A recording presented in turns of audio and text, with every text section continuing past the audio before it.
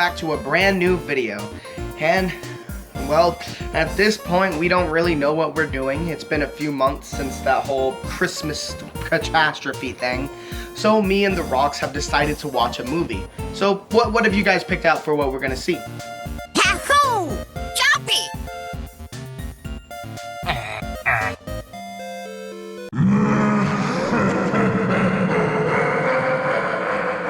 Seen it? Absolutely not. And wait, there's an Aurora movie already? But it's only been a few months since she was first introduced. Huh. And Hollywood's already making a high budget version of it, huh? Well, anyway, let's watch this movie. Aurora the movie. Alright, I got it loaded up, guys. Let's get this started.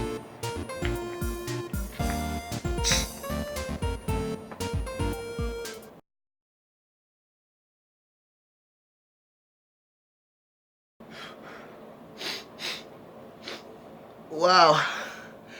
That was really impactful, huh?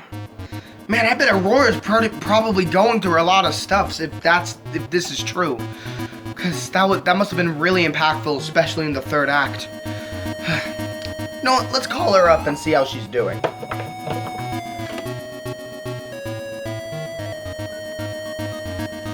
Hi, Aurora. Long time no see. So how's space and stuff? Yeah, I'm sure it's fine and all. Listen, we watched that movie you were in, and are you doing alright? Because after all that, it seems like you kind of need some therapy. What? You don't remember any of that happening? It hasn't even been brought up in any notable moments in your life for the past few months? Really? And scene. You just witnessed almost every single feature film based on a cartoon. There's no need for more of the video. Ignore the remaining 10-ish minutes. Thank you so much for watching, and as always, take care.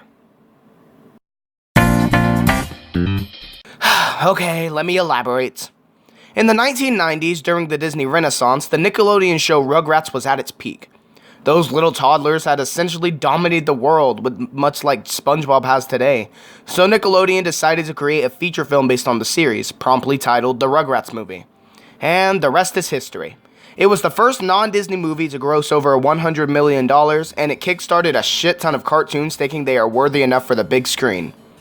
After the Rugrats movie, there was Doug's First Movie, then South Park, Bigger, Longer, and Uncut, Rugrats in Paris, Recess, School's Out, then Jimmy Neutron Boy Genius, Hey Arnold the Movie, the Powerpuff Girls movie, the Wild Thornberrys movie, Rugrats Go Wild, Clifford's Really Big Movie, the SpongeBob SquarePants movie, Curious George, get this, Aqua Teen Hunger Force: movie film for theaters, The Simpsons movie, Winx Club, Secrets of the Lost Kingdom, Teacher's Pet the movie, Top Cat the movie, Augie and the Cockroaches the movie, Postman Pat the movie, the SpongeBob movie, Sponge Out of Water, Regular Show the movie, Shaun the Sheep movie, My Little Pony the movie, Teen Titans Go to the movies, Steven Universe the movie, and I can absolutely tell that is not even all of them. Cartoon movies became a bit of a weird topic through the years. What used to be a rare big deal very quickly became a very oversaturated thing. Especially in the early 2000s where it seemed like every cartoon was getting a movie. Like fucking Teacher's Pet. It got to the point where these movies were really lazy, and the oversaturation of the market honestly killed off 2D animation in theaters. For example, Hey Arnold the movie. Yes, I know, 3 videos in a row, it's weird, but this time it's not a good thing. It's common knowledge that the first movie was supposed to be for the small screen, but it was pushed to theaters very late in development. The story feels very small scale and the art is really bad. The only characters with movie-style shading are Arnold, Gerald, and Helga, and it makes them feel all very out of place, and it honestly would have looked better if they didn't do that. The use of its characters is also very bad, with the only characters getting focus are Arnold, Gerald, and Helga. There are almost no side or supporting characters in this movie whatsoever, and the characters they do have are either one note, one off, or only used once in the series before. Like, come on, Phoebe, Helga's best friend and one of the main characters alongside the main 3, gets 2 lines and is wrongly colored on the movie's poster, while a side character that appeared in 1 episode gets a major role in saving the day. The villain is flat too, and the plot is the typical we have to save the environment kind of story.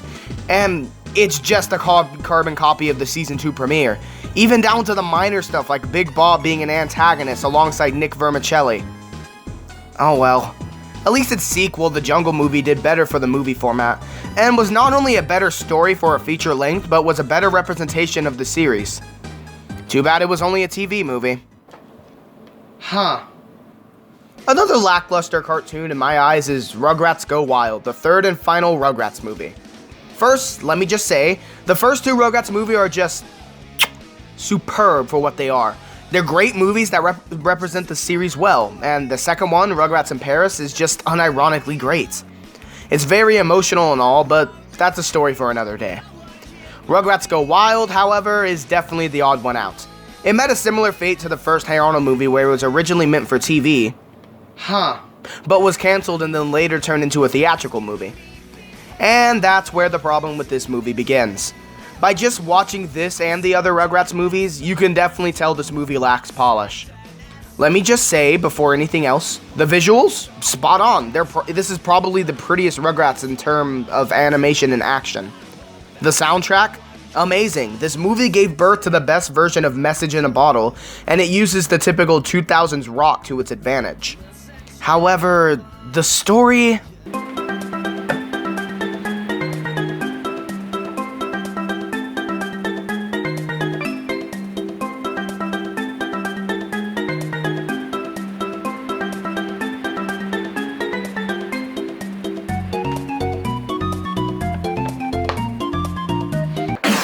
The movie is a crossover between Rugrats and the Wild Thornberrys. Long story short, the Rugrats gang somehow end up on an island that happens to also house the Wild Thornberrys. You know what else is obvious? You're an idiot. The parents are irresponsible, the baby gets separated, yada yada yada, boom, the day is saved. The story feels like the stereotypical TV crossover special. With the main focus of the movie being the interactions between characters like Angelica and Debbie and Chucky and Donnie. And it's all fine if it had stayed on TV. In terms of a movie, it doesn't feel grand enough for, well, a movie as a new entry in the Rugrats series or as a follow-up to the Wild Thornberrys movie. For example, the first Rugrats movie was about Tommy finding responsibility being an older brother and the babies getting lost in the wild. The second one follows the cast going overseas in Paris and had Chucky dealing with the fact that he's motherless and is major character development for him. And Go Wild has Tommy wanting to be like Nigel Thornberry and the babies getting lost in the wild. It just doesn't feel grand enough to be on the big screen and either should have stayed on TV or just stayed cancelled. And the trend continues with mediocre cartoon movies on the big screen, like Doug's first movie, which was originally going to be a TV movie but got rushed to theaters because Disney wanted to cash in on the success of the Rugrats movie. Clifford's Really Big Movie, which took a PBS kids show, changed the art style for the worse, and put it on the big screen to capitalize off of the Rugrats movie's success. And fucking Teacher's Pet. Now, I'm not saying that there's no such thing as a good cartoon movie. Trust me, that's far beyond the truth. Both SpongeBob movies are great, and the third one looks really stylistic and good. The Teen Titans Go and My Little Pony movies from 2017 are awesome. I feel, however, as implied by the obvious hints in this video, that cartoon movies should stay on TV.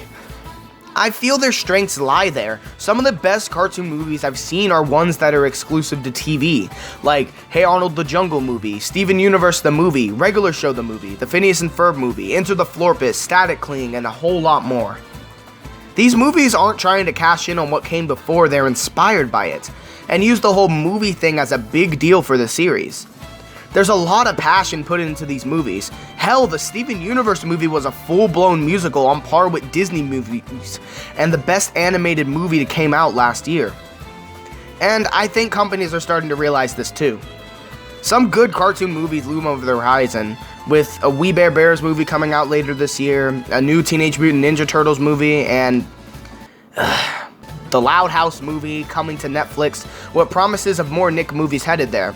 And a new Phineas and Ferb movie on Disney+. The future looks really bright for the cartoon movies, and I can't wait to see where it goes. overall, those are my thoughts on cartoon movies. While they are pretty great in concept, the oversaturation of them really kind of diminished the value of it over the last few years.